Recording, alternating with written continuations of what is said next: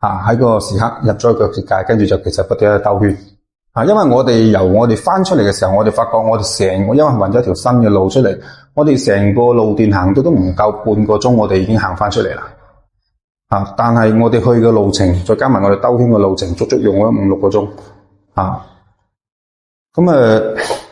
我仲專門打電話俾我朋友，我話我今日下午收到你嘅入賬信息，其實你有冇打過錢俾我啊？咁樣，佢話冇啊，未打。佢話唔好意思啊，我而家打俾你啊。咁我話我唔係追你數，我只係想確認呢件事，究竟嗰個下午喺我入山嘅時候有冇一條入賬信息入過嚟？但係事實上係朋友冇打過。我喺我嘅手機度都睇唔翻短信，亦都睇唔翻我嘅銀行 APP 嘅入賬記錄。件事就係咁啦。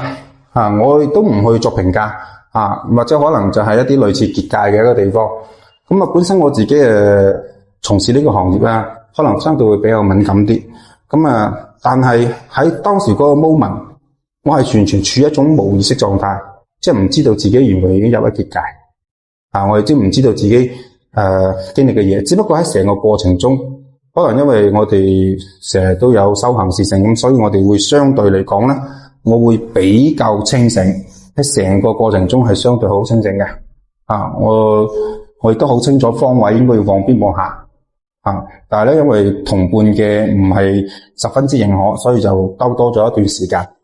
好彩，我應該要多謝嘅就係我哋當其時喺我脫離咗佢哋兩位，跟住去揾路嘅過程中，我去拜請咗呢個山神土地啦，拜請祖師爺啦，同埋一啲比較關照我嘅上面嘅老細。